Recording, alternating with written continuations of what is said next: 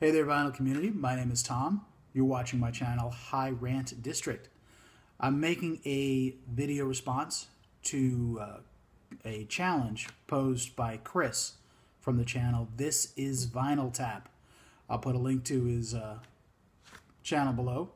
He has a challenge called his 100 Subs Connections Challenge. Congratulations, Chris, on the 100 subs. I know it's very important that we celebrate numbers easily divisible by 10. It brings a sense of order to our chaotic world. Anyway, before I get started, Chris, I wanted to give a shout out to the thing that was moving behind you in your challenge video. I haven't played this record yet, but it recently arrived.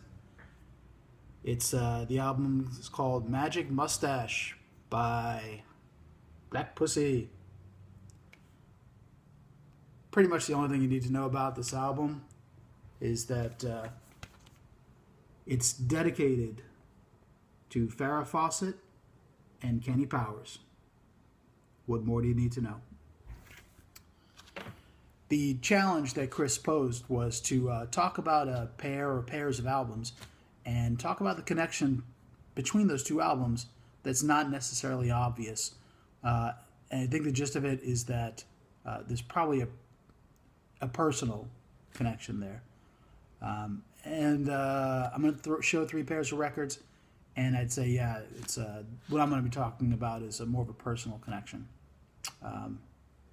See, I'm already wrong with the first pair I'm going to show. Bleh. So first up, the record is first record is Street Songs by Rick James, and that is paired with the self-titled album by Body Count. Sorry about the glare there. What's the connection? It's kind of obvious. Well, no, it's not obvious. That's the point of this video. Anyway, Body Count. This album was notable for, if you can see it close, the tattoo drawn on the chest right here says "Cop Killer." That was the song on the album that caused Vice President Tipper Gore to impose parental advisory stickers, I think, on all the records that had lyrics that may be offensive to people who are easily offended. So where am I going with this? Oh yeah. So anyway, you have lead singer Ice-T. First of all, this is a fantastic album. Lead singer Ice-T there. The band it's a hard rock band, and it's fantastic.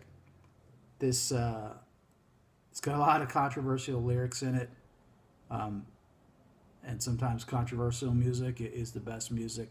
The musicianship, though, also is fantastic here.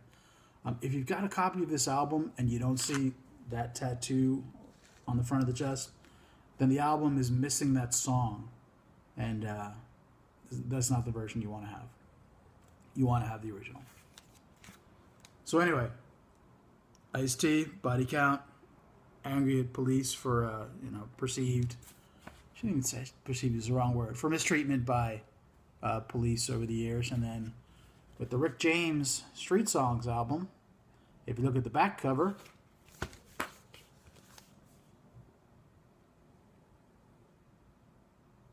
and pretty sure that's the streets of Buffalo, which I spent a large part of my life. One of the songs on here is Mr. Policeman. So anyway, it's like this album came out in 80 or 82. Body Count's album, 1992. And the theme there is kind of harassment by police. And the theme, I guess, really is unjust harassment. Rick James has done things that made him legitimately harassed, as it were. And he spent some time in jail for a few things. It's unfortunate that it seems like nothing's changed. I don't think anything ever will change with that unless we ever get to a point where the few bad eggs in the police force that just smear the entire police force, until we start prosecuting them, nothing's ever going to change. So, nothing's ever going to change. Next up, we've got U2. The album is Boy. The album itself is not significant, but it's an early album by U2 from 1980 or 82, somewhere around there. And then from, I believe, 1990, the Goo Goo Dolls album, Hold Me Up. So what's the connection between U2 and the Goo Goo Dolls? The connection is that, sorry about the glare, the sun's shining through the window, is that at one point in time, each of these two bands, at different times, were bands that I would consider to be my favorite band. U2, I thought they were amazing when they first came out. With the song, This Is Planet Earth, and then it's kind of going on from there up to about 1987 when the Joshua Tree came out. I saw them on their Joshua Tree tour in Rochester, New York, at Silver Stadium at the time. It was either September, October, in a light drizzle rain. It was a baseball stadium, and it was outdoors, and it's perfect weather for it.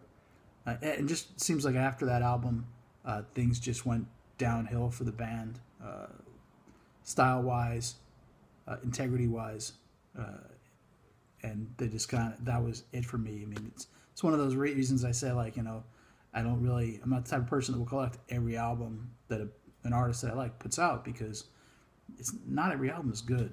And so for me, I'm not a historian per se. I don't keep a record for historical reasons. I keep it because I want to listen to it. So, and then the Goo Goo Dolls. They were my favorite band in Buffalo, in particular, for a long time. That's where they're from. The Goo Goo Dolls were a punk band, and their big thing was like playing every show barefoot, kind of heavy drinkers. A lot of fun. They were my favorite band for a long time. Seen them, 20 times. Who can count? I don't know. It's so many. They were fantastic. And then I think right when that terrible song Name came out, that was the end. They had gone soft. They sold out. They were no longer true to their roots. And I understand, got to make money, got to get paid. But it was also coming out at the time that the drummer changed. George Statuska, who was the original drummer, found out that it was kind of like, hey, where's my royalty checks for writing a certain song? And apparently Johnny, the lead singer, had been getting them all, even though George claims that he wrote them. And there was a falling out, and there was personally, I think band members should kind of all split those sort of things, although I guess songwriting's different. Blah, blah, blah. Anyway, the band went wrong. It went completely soft. They sold out. And to be fair, I think it coincided with Johnny, the lead singer, getting sober. Every time I've seen them, I've been drinking like pre-show with them with a bazillion other people, but just hanging out, and I've run into Johnny on the street at the ATM, him holding a stack of CDs and looking kind of altered. So it's great that if he had a problem, he sobered up. The music, awful, just awful. So they were my favorite bands at one time. Still love a lot of their old music. That'll always stay. The final connection I want to talk about. This is a 45 RPM 12-inch. It's by The Gathering. It's a reissue. It's called Nighttime Birds. It's a double LP, reissued on 45 RPM. I love having a 12-inch record running at 45 RPM. The sound is amazing. This is a Dutch alternative band, a rock band, I should say. I mean, they're hard to describe, but a rock band, heavy rock, with really great soaring female lead vocals. And the other album in this connection is a reissue that's unofficial, I believe, from Japan. It's on colored vinyl. It's a double album. Ziggy Stardust and the Spiders from Mars by David Bowie. The connection between the Gatherings, Nighttime Birds, and this unofficial reissue on colored vinyl of Ziggy Stardust and the Spiders from Mars by David Bowie. The connection is Chris from This Is Vinyl Tap. Chris showed in a video that doesn't seem to be up anymore, showed The Gathering. I had never heard of him. And he talked about it, and he was really enthused about it. And that made me go like, hey, let me check out a few of their songs. So I looked it up on YouTube, played a few songs. I'm like, hey, that's really great. So I hunted it down. And this is it's a limited edition of 500 on Svart Records. You know, it's a Dutch band. Svart is not the original label. It's a Finnish label that I need to look more into.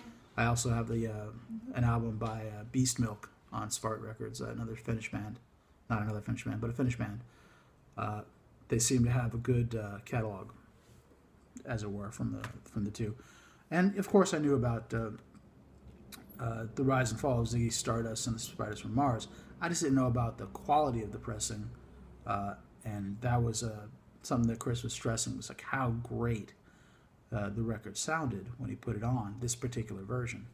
So the connection is Chris, whose video I'm responding to.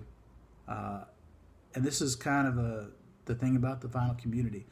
You know, you find out this information that you probably would otherwise never come across. And I've got two great records in my collection, thanks to another VC member. You know, not that anybody bought anything for me, you know, but that they pointed me in the right direction. And that's the great thing about the vinyl community. Let's see, what are we at? 12 minutes here. I'm going to wrap this up. This was... Again, Chris, congratulations on your 100 subs. This Connections Challenge was a great idea for a thread. I love it. And I'm going to shut up. Have a great day.